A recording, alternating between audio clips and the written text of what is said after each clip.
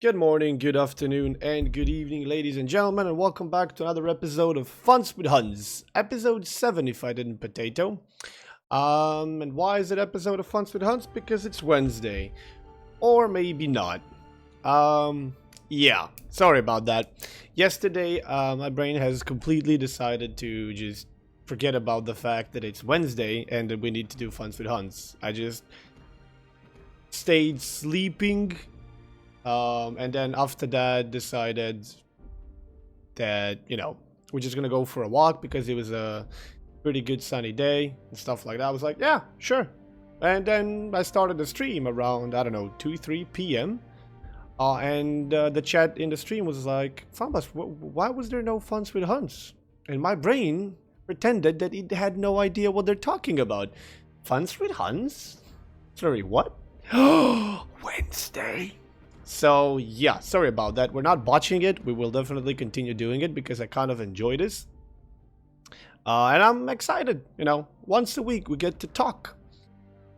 In the background today, I made a lot of video material today, like almost an hour. How much we will be using it, I don't know. But I will try to give you a brief heads up of what you will see in the video today. As you know, it's Thursday, so new patch hit, which means all the replays I had before I can't use right now. So I couldn't exactly make any, show you any gameplay that I pre-record and then, just talk in the background like I'm doing right now.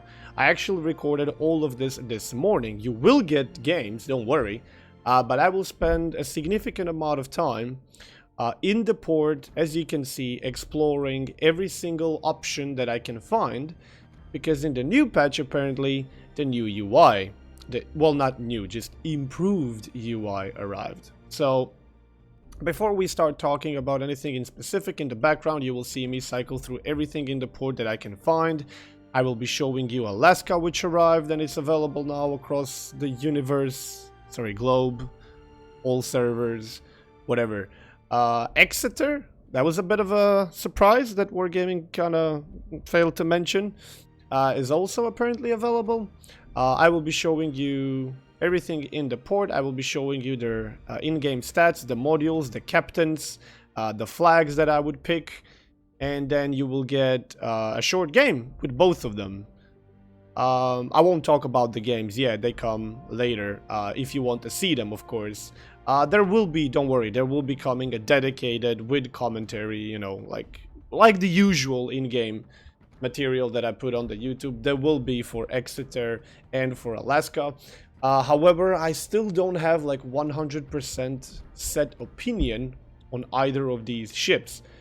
I will briefly, occasionally just stop what I'm talking about to focus on what's on the screen, but we have a lot of things to talk about. I actually started writing down, and then I realized I've been writing down for like 10-15 minutes. So, we'll see. Anyway, so the new improved UI, well, just improved. I don't know why I keep calling it new. It's still crap, but of course I have to take it with a bit of, grain of salt or pinch of salt, whatever you want to say, because I have all the ships in the game, and I bought all the ships in the game. Like, I have them in the port, or at least 99% of them. So the UI is as cluttered as humanly possible for me in the game, which of course may not be the case for majority of you, as I'm sure you don't have almost 300 ships in the game. Maybe 10, 20, 30, 50, I don't know. So what you see on the screen is probably going to be, of course, what you see on the screen right now is Alaska, but like when you see the UI is lagging and stuttering and freezing and all that stuff, it's probably going to be a lot better for you than it is for me. That said, it's still crap. They can still improve it greatly. Also, like always, it took me like almost an hour to get everything set and recorded, and now I'm recording for another hour basically my audio, and then everything is gonna have to get sorted out, blah blah blah, gonna go to the YouTube, render. it's gonna take a while before this video is up and running for you to watch it. So I expect around 1 p.m. again, maybe a bit sooner, that you will be seeing this live on Thursday 28th.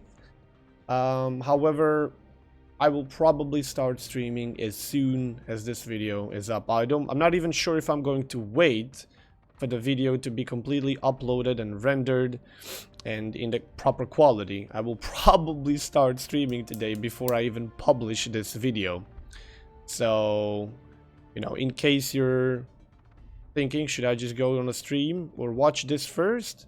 Well, I suggest if you're interested, definitely come check out the stream and you can watch this later. Or not, whatever, it's up to you. Because on the stream today, we will be going through a whole bunch of things, including Alaska, which we started playing already yesterday, and including Exeter, and apparently we're getting all the Russian BBs for testing today.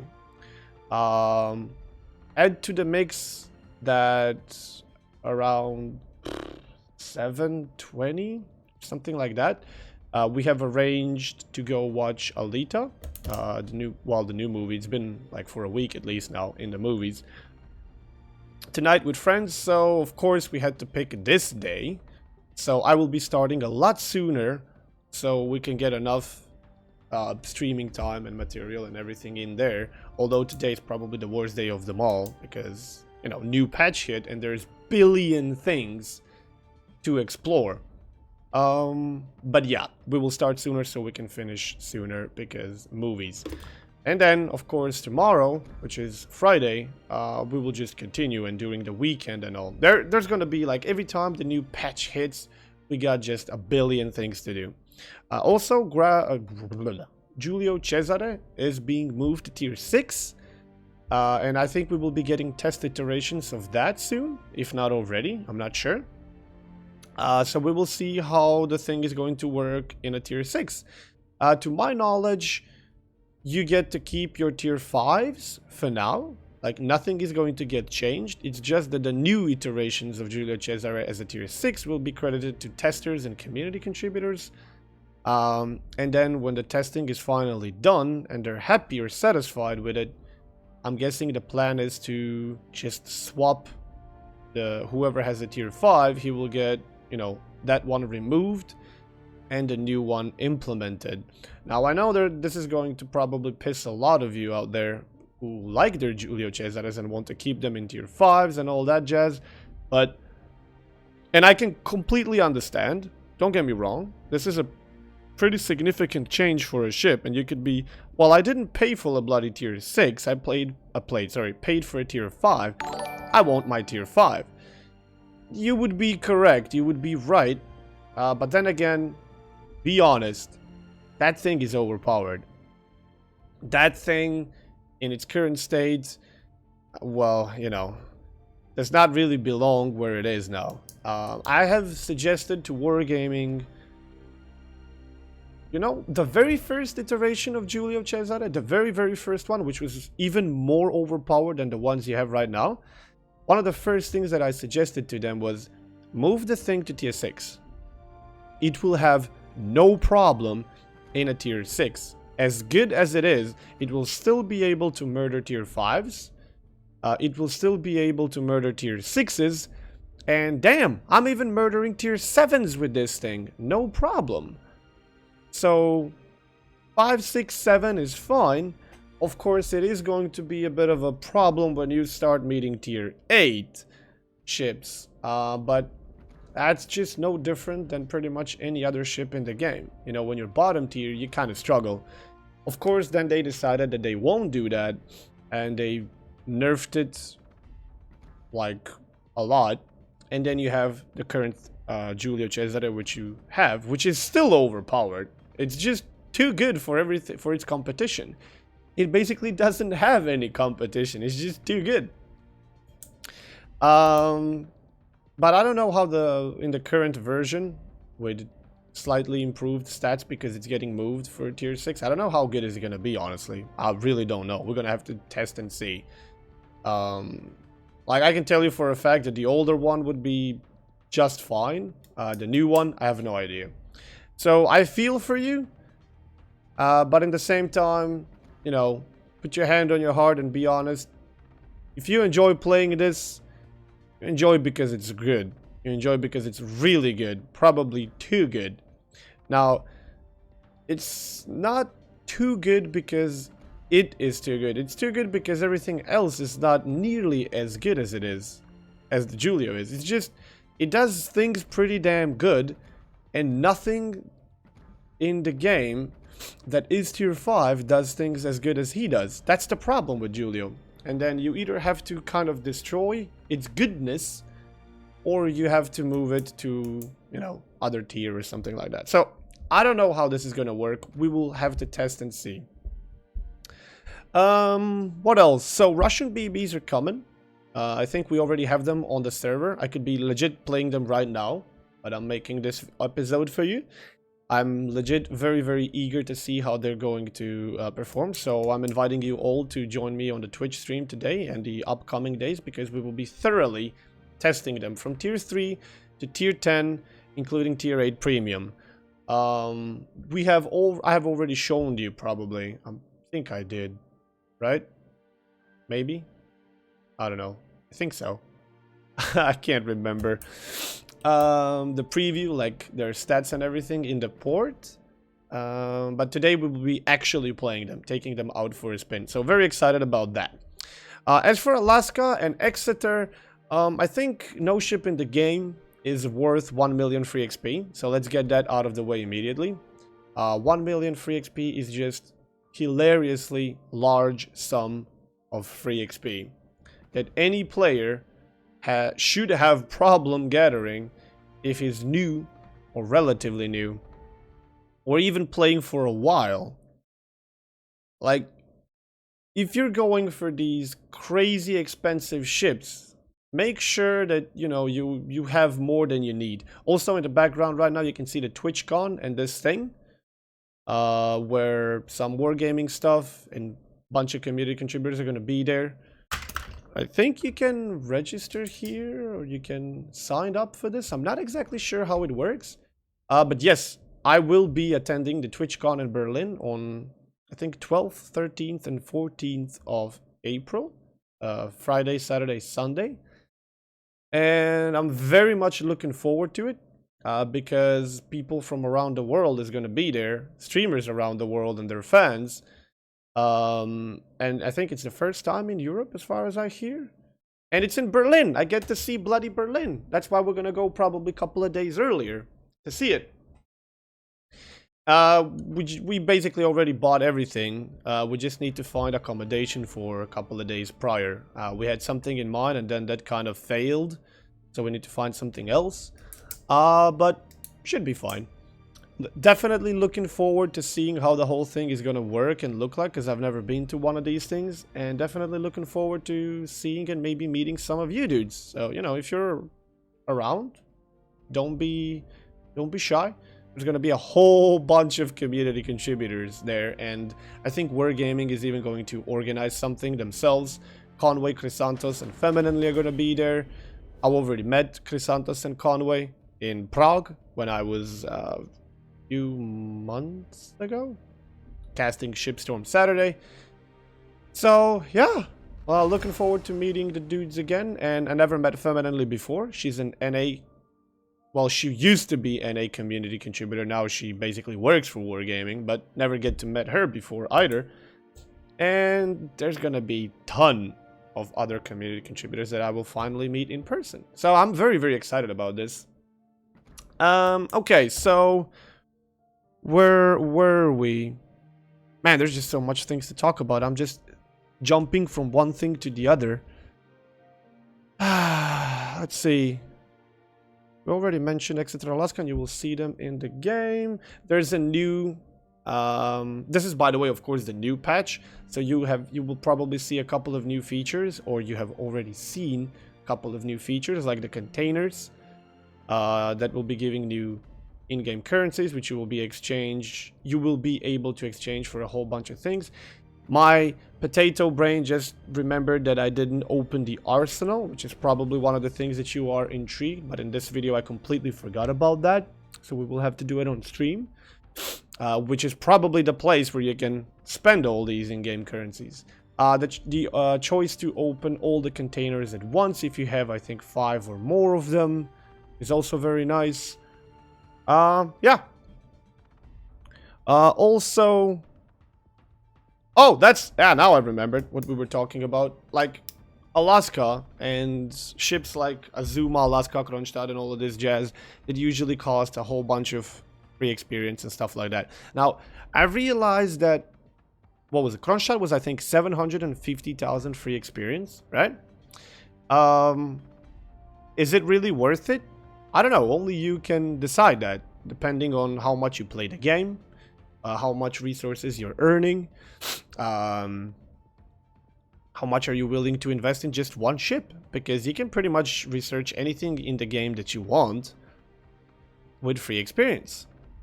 And this is throwing a lot of free experience at a one ship. You could basically research the entire tech tree line for just one ship. And Alaska is no longer 750, it's 1,000,000 free XP, or should be. So, is it really worth it? I don't know. The more I play her, the more I'm starting to like her. Same goes with Exeter. But I gotta tell you, unless it's Jean Bart, I can't really say that any ship is going to ever be worth 1,000,000 free XP. That is just ridiculously too much. And Alaska is not a bad ship. It's a good ship, but it's not extremely good ship. She's okay. She's able to punish, and she's able to fail. Range is okay. The guns are kinda slow. HE, AP, they're both okay. And she can tank. And she has a radar and stuff. Yeah, she's not bad, but don't expect that you will spend 1,000,000 free XP and that you will be, oh, this thing is amazing. She's okay. So, you know, only you can decide is it worth or not. But I would advise you that if you're relatively new to the game, don't aim for these things. These things are not made for new players. They're made for players who play this game long enough that they have more in-game currency, any of the in-game currency, that they know what to do with. So, you know, take that. Just because she's there and you're like, oh, it's in trend now, I gotta have it. No, you don't. There's like 300 other ships. Play the game, enjoy the game. Don't stress your mind with one ship that's way expensive, way too expensive, or way far out of your reach. It'll be the time for you to get these things. If you do have more experience than you know what to do with, then by all means, why the hell not? You know, why not?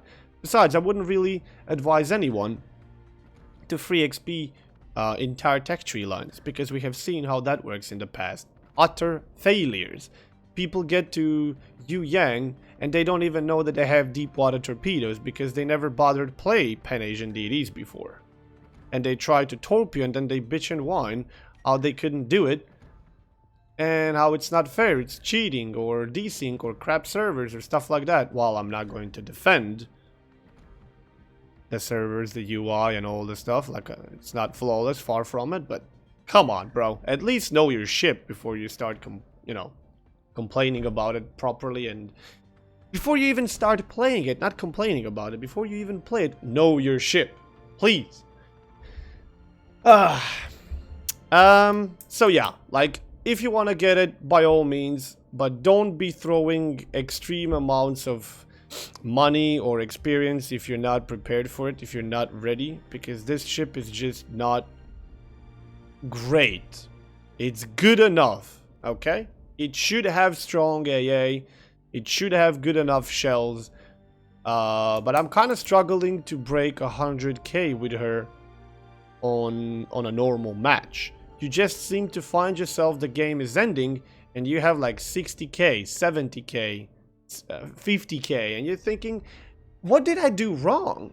Besides not getting citadels sometimes when I expected, what exactly did I do wrong? It's just that, you know, her rate of fire is not that great, and if people don't show you broadsides, you will kind of struggle to break 100k. I'm not saying it's impossible, quite the contrary. I broke 100k multiple times, even like 150. But it kind of depends on your positioning plus the enemy stupidity. Like it always does, but slow reload and slow shells kind of limiting you to the point where, you know, they better be showing those broadsides so you get something to punish. Otherwise, you're gonna be forced to shoot HE and set them on fire, which is relatively good. I mean, HE is relatively good on the Alaska. But okay, you will see Alaska in the game a bit later and today on the stream. Exeter, which is now in the background, they've removed the smoke from it, as you can see. It doesn't have smoke anymore. They even increased its reload from 12 or 13 to 15 seconds. So, you know, it's not as good as it was originally. While I didn't have a lot of success with this ship, and on paper it looked overpowered, and it could definitely be moved to tier 6 with no problem and be up to par with Leander. Probably even more powerful than the Leander. I mean, the guns weren't performing that great. But like I said, the more I play Exeter and the more I play Alaska, the more I'm starting to get acquainted with them. And just like any ship, it takes certain amount of time to play with them. Even if you're doing exactly the same thing, maybe you're just adjusting your expectations. I don't know. But you kind of start to get along with them. It's meant to be played in the open. You will see me play Exeter later in this video. And you will see an Exeter from one of the community contributors in the enemy team, and he makes a gradual mistake. He plays it like he has a smoke screen, and it doesn't end very well for him. I played completely different. I can't say it went extremely well for me, pure because I kind of bit more than I can chew. Because this thing doesn't do very well against battleships, let's just put it that way, but I wasn't really left with much of a choice. I was forced to go and do what you will see me do, and I got out the best that I could out of it, but I was hoping to get a bit more. So you will kind of find the Exeter being played in the middle, not really camping, and she's hardly a sniper with 14-kilometer guns. So yeah, heals can, if you don't get citadeled, which is going to be pretty challenging considering her paper armor, you can sustain for a while because of the, I think, 4 heals that you can have on it. So, I mean, they're both Alaska and Exeter are not bad. Don't expect them to be awesome, okay? Have relatively low or normal expectations and you will have fun with them. If you go in all hyped up that you just spent 1 million, for example, for Alaska, 1 million free XP, and that you will be owning everyone, you know, hate to break it to you, but you won't. And second of all, I've seen some print screens. Yesterday on NA, there were like 6 Alaskas per side. And of course, the very first game that I start in Alaska today was 2 brothers. But no, I will not go through the middle in this video. As much as I was tempted, I won't do it because I wanted a normal game where I can show you what you can expect from the game with the Alaska. And the game was not bad. It's a bit short and it doesn't go very well, but you can kind of see what you can expect here. I think I fired both HE and AP shells, angled, Bowen. I was tanking with her. Unfortunately, there was no carrier, so you can't see her AA, which is supposed to be relatively strong. I got to use the radar. You will see the range. Oh yeah, speaking of radar, radars have been changed in this. Almost forgot to mention that. Radars have been changed in this current version. They have been like rounded up. So, for example, instead of having 9.43, 9.45 kilometer radar range, Alaska now has 10 km. So does Des Moines. And everything that had, I think, around 9 point something is now going to have 10. I don't think a single ship lost any radar range. Pretty much they just got more. And the greater duration. Also, as far as I know, there is now a delay on the radar. Something like 6 seconds. So when you start radaring, only you will be able to shoot the target for the first 6 seconds. And then everybody else will see it.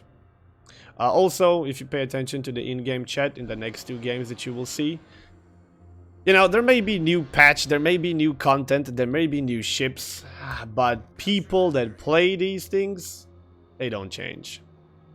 Like, look at the minimap right now. The entire team is going on one side, and this is domination, this is not even standard. They're all going one side, and a couple of us that spawned here are bailing. Jean Bart, which would be very, very, very helpful in this game, he's leaving, and I'm telling him, dude, come back, come on. Nope. And then to my even bigger shock, Fletcher, I think that was a Fletcher, even he decided to bail on this. Dude, why? It will take you like 5 minutes to catch up with the rest of the fleet. Why are you not here? I'm even here to support you. I was thinking at the beginning of the game, you can probably see that I was dwelling. Do I go wide, where Donskoy is right now? And kind of try to play a bit with the range?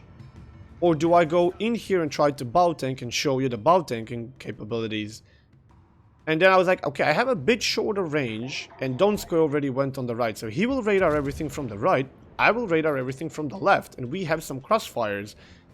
They can probably delay this cap for a long time. Let's try. I'm gonna go here. Also, you will probably see me, or you already saw me a couple of times throughout this video, playing with audio settings. I've been seeing some reports this entire morning from some CCs that there is some audio problems. I'm not sure what is causing them. Wargaming is aware of it and they're working on it. They're trying to investigate, whatever. But I'm not entirely sure what's causing them. Could it be someone's mods? Could it just be because of the new patch? Because whenever a new patch is implemented, something gets screwed up. Shocker, shocker. So if you are having these problems, I don't know, file a ticket to Wargaming, explain everything you can, give them the replay, give them some things that they ask you so they can help you as soon as possible. I am not entirely sure, but I did hear that there's a difference between using high and ultra settings or client. Sorry, I'm not sure. Apparently everything is working on the ultra, and on high, not really. Or a normal client, I don't know. There's apparently a lot of static and something like that. The sounds just sound really, really low quality. Now, I have not experienced this. I played only 2 games this morning, and you will see both of these games. First one is this one, with the Alaska. And I didn't hear any change in particular. And the next one is with the Exeter, same thing. The only thing that I did see is that we lost one of the volume meters on the left. And I think they're now on the right. And it took me some time to adjust the audio between the music, the fire in-game, the planes. Sometimes you will just hear very low gunfire, so I tried to tune it up. Sometimes you will hear planes like they're zooming through your Koenig tower, and they're like 3 kilometers away. So audio settings will take some tempering with, I'm afraid, but do the best you can, and if you still have problems, then, you know, send a ticket to Wargaming and try to explain and provide, well, I wouldn't call it evidence, you know, material for them to work with, so they can help you as soon as possible. Yeah, in this game, I'm pretty much stuck here. It's just me and Donskoy left, DD bailed, Jean Bart bailed, one of the dudes died. And half of the enemy team is here. They see a new ship. They all want a piece of it. And they realize that, well, there's not much opposition here. If we all just push, and we can, you know, kill this dude. And then we can take this cap and push in the enemy and probably win the game. So that's what they will do. And I will do my very best to keep them for as long as I can. And survive for as long as I can. That's pretty much what I'm going to be doing for the rest of this match. What else? Yeah, I have a bit of an update when it comes to moving out of the apartment. It was supposed to be end of February, beginning of March. Then it was moved like 10-ish days, and now it's like mid-March at best. So the works are kind of getting delayed, which is a bit of a bummer. I mean, it's not a huge problem. We have the entire March to work with, because we did manage to talk with our current... I kind of potatoed again and forgot what we call them. Housekeepers? House lords? I know there was a lot of fun. A lot of jokes being made. Last time I talked about it.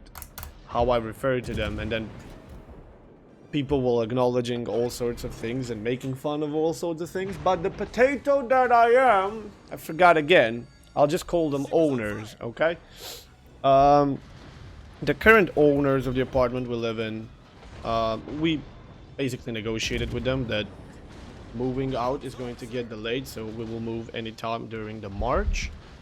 And the new owner of the new place is he's like, yeah, we'll move you as soon as we can, and then anything that needs to be added additionally will just be added additionally. We just try to make these in living conditions. We actually went to check out the apartment again. The room is still on the works. They basically had these huge windows. Well, it's basically doors. I don't know where you live and do you have those kind of things, or did you ever see? But basically from the floor to the ceiling, it's open. It's like window doors. And then there's a bit of a fence so you don't fall from like some God knows what floor. There's not a lot of point to that, honestly. And they kind of walled off the lower half, which I'm happy about. Now we have proper windows there. The bathroom is all torn out, and now they're fixing and working what they need to do, and then the entire new bathroom is going to come in, but it's still not there. Like, nothing is still there, so I can't really see. The kitchen is all getting also fixed and reworked and everything. A new kitchen has been bought, but nothing is still there. Well, some of the things are. I think they bought like he bought pretty much everything new, but most of the things are still not there. And even if it was, it's just being piled up in the apartment because there still works and stuff. So I don't know. I'm hoping that this is gonna get fixed as soon as possible, and I'm hoping my internet provider will get in touch finally with us, because they still didn't get in touch with us for a final date on when we will move the internet from this place to the other, because that might be a problem for me. If we don't get some proper way of moving the internet from this place to the new place, when it works for me, there's gonna be some huge downtime for streams and YouTube videos. Now, I always have extra YouTube videos ready, because pretty much like in 3 days of streaming I will definitely have more than 3 days worth of material for the YouTube. Sometimes I will have a couple of days without a single game worth showing.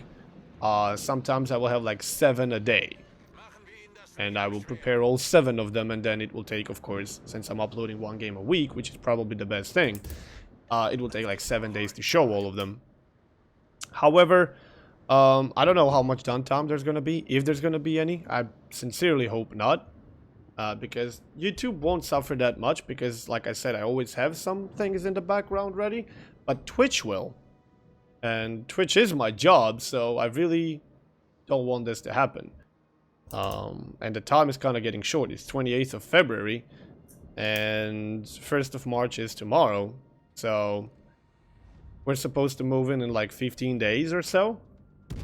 We even bought some boxes and stuff to start getting ready to leave this apartment. Start basically packing.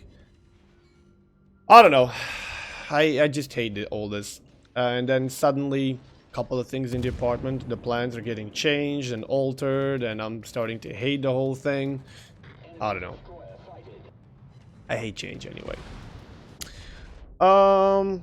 The update is also that my friend that was supposed to move into this apartment is not going to move into this apartment. Not because he doesn't want this apartment anymore, because he was hoping for a couple of years now that once we move out that he will be able to move in. It's just that it's too expensive for him. Also, this is the Exeter mistake that I've been telling you about. Exeter does have 203mm guns, and that is an other Exeter on the other side. Do not want to sit stationary, spotted broadsiding. It's still a light cruiser with heavy guns. It's basically he has a roommate, and then roommates often come and go because they're just, I don't know, they can't settle, and they're just in the process of moving or whatever. So he usually comes up having to pay for the entire place alone, and that costed him a lot of money. And now he finally would be able to move into this place.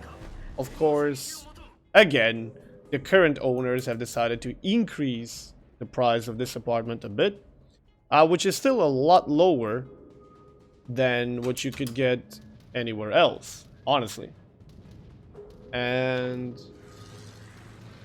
I'm not really shocked, because if you want to rent an apartment here, everything is really, really expensive. Like, really, really expensive. It's a tourist attraction, tourist city. It's a beautiful city, and it's really close to the sea and stuff. It's just overpriced as hell. And given the crappy economy that this country has, this is probably one of the only things that a lot of people survive on. Tourism. Just renting their apartments and houses. So, back to him. He decided that he's just gonna move on with his parents to a place we just call, you know, the village. And just travel for about an hour there and an hour back every day. And that will apparently be more suitable for him, because he won't have to pay for rent, electricity and all that stuff, and he will just be able to invest his money into helping his parents and rebuild and restore something, restore the house and stuff, and that's okay with him. So we're kind of sad, but then again, I would hate if something was to happen to this bloody apartment with my friend in it. Well, with anyone in it, but you know, because you've seen the pictures, right? It's not very nice. Not in a very nice state, so there's that. Also, on one of the previous episodes, I have talked about well, I didn't get to talk about because we ran out of time, but I did mention that I will be getting new gear. What I meant with that is, since we're moving out of this apartment and we're moving into the new one, I'm starting to, you know, unfortunately it's still going to be, my workspace is still going to be the living room, but that living room has doors from the balcony, the doors from the hallway, which we don't have right now, and we're trying to get the kitchen closed as well. So it will be a room for itself. And Mrs. Citadel can move anytime she wants to a kitchen, to the hallway, which is pretty big, and it's going to be her workspace, and she can move to the room or the balcony, and I will still be basically, you know, alone in the living room without bothering anyone else around me or being bothered by anyone else. So I'm looking forward to that, but I'm looking to set it up properly, so I need a new table anyway. So I decided that I will get myself the streaming table. The table that basically has supporters for monitors, has supporters for cables. The entire surface is mouse friendly. You know, it's a mouse pad. And it can be adjusted in height, which I think so at least, which is going to be very nice to give a go, considering my back is constantly killing me. So I will be getting that, and then I have one super old monitor and one which I call the new, but it's not really new, which is relatively old monitor, which I'm using right now as my primary. And we bought a new one which I don't know how old originally it is, but it's new here, that Mrs. Citadel is using right now. So I have like 3 different monitors, and 2 monitors are no longer enough, because the amount of programs that I have to run in the background and the amount of overlapping they do when I'm streaming is starting to be a significant problem. Because I have like 2 completely different internet browsers open with a couple of tabs each, then a couple of programs, and then Discord, and then game, and then you got a whole bunch of messages and pings and whispers, and it's just not possible. So I'm hoping that with 3 monitors this will be no longer a problem, or at least a lot easier. But if I want to do this, I also want all 3 monitors to look the same, because it's kind of distracting if you have to look at different monitors of different size. Your eyes are just getting lost all the time. And I want it to look nice. I want it to look pretty. I mean, this is my job after all, and I want to be able to enjoy my workspace. So I'm looking for that. Right now I'm currently using Samsung SyncMaster S22B350T, and it's fine. And I think that the one that Mrs. Citadel has, which I will probably use plus 2 new ones, is I think just S24. I'm not sure.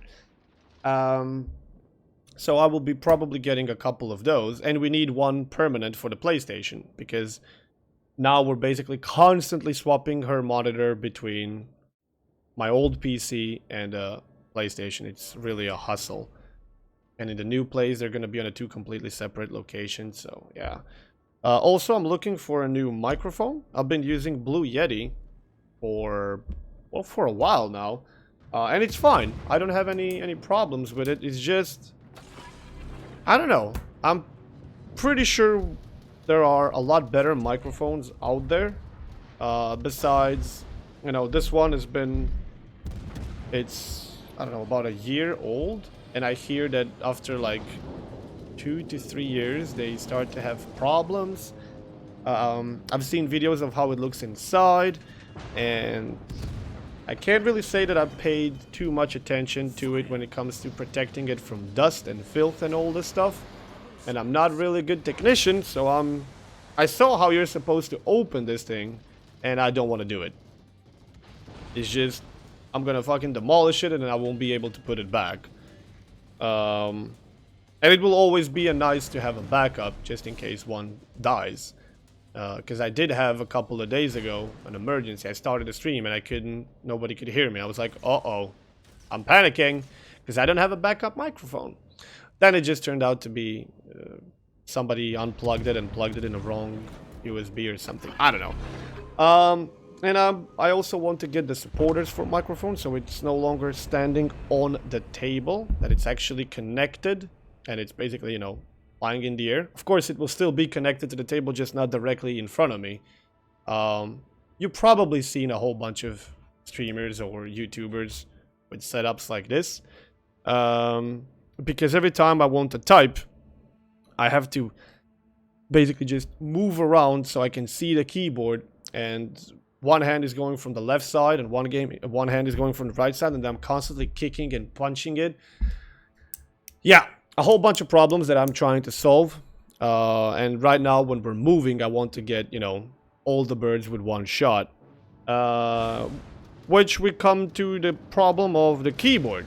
One thing I've been talking about, and you probably heard me talking about in the streams and in the YouTube videos a lot of times, is I use the cheapest keyboards that I can find. That goes for mouse as well. Now, while I don't have a problem with using the cheap mouse, which is right now Logitech. Does it have a designation? M90. It's the simplest thing on the market that you can find. It has a left click, it has a right click, and it has a mouse scroll, which you can click. That's it. It's a laser mouse with 2 clicks and mouse 3 scroll, if you want to call it a 3rd click. It suits my hand.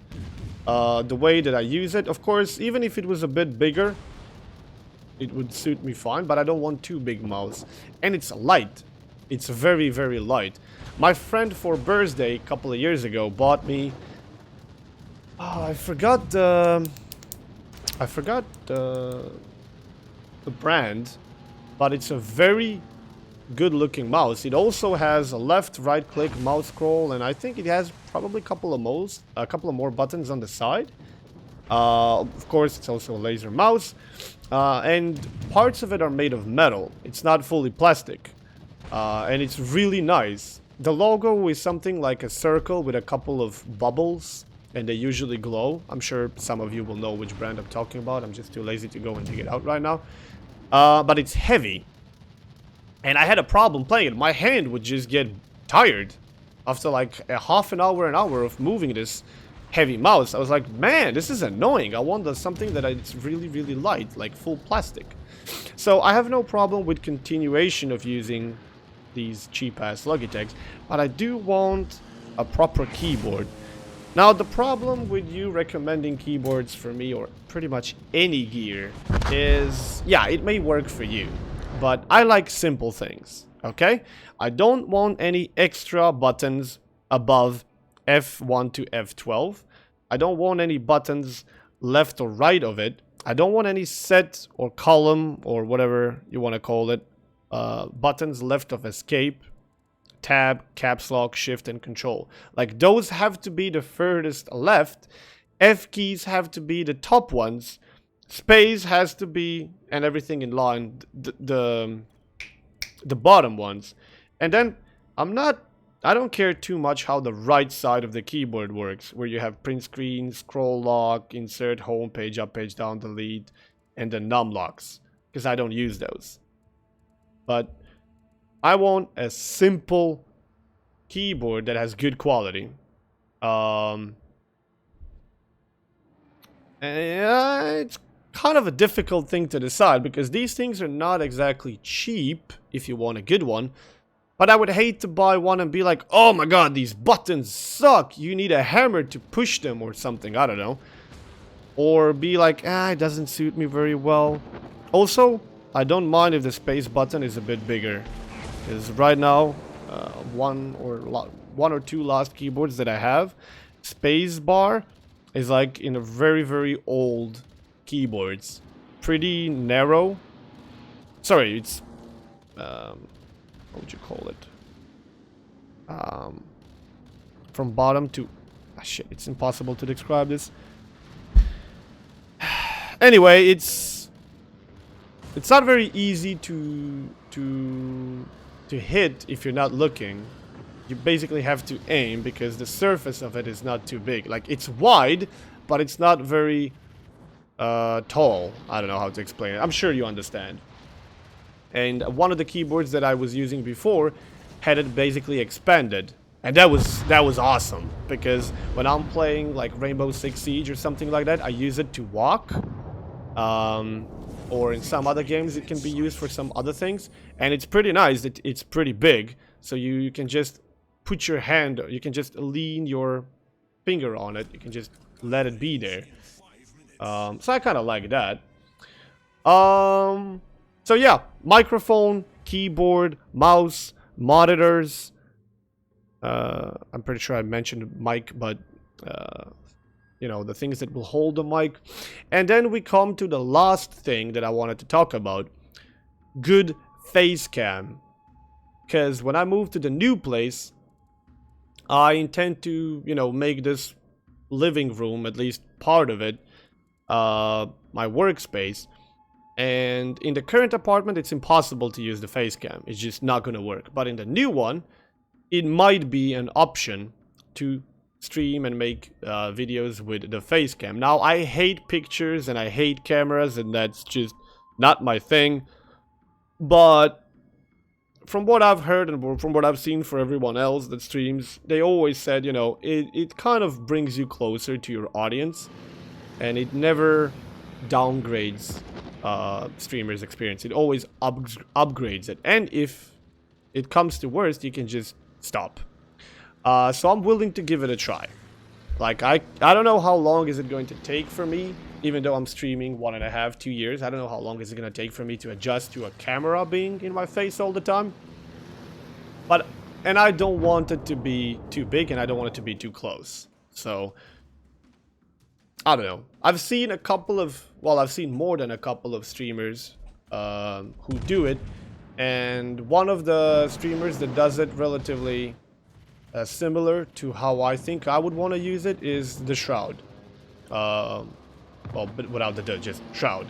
He's one of the top streamers, and the way he uses it, I think that's how I would probably use it. You know, you can see the person, but you're not in their face and counting face, or you're not in their face, and you're not so close that you can see and count their hair. You know, you can see the person and you can see their emotions and movements and stuff like that, but it's not too close. There's just some streamers who hold it directly in front of their face and they're really close, and it's like nothing you just focus on their face. No, I want it to be there so you can kind of live the good and bad moments with me, but I don't want that to be top priority.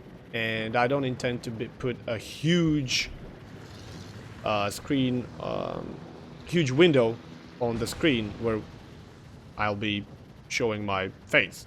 It will just be, you know, incorporated somewhere. That said, green screen or no green screen. Now I know with green screen that you can use and have fun and do all sorts of these shenanigans like Dr. Disrespect does, or plenty of other streamers, which is all fun and stuff. But then again, I heard that you have to have these reflectors for proper lighting to make the green screen work properly. And they are extremely annoying, both for your eyes and for your skin.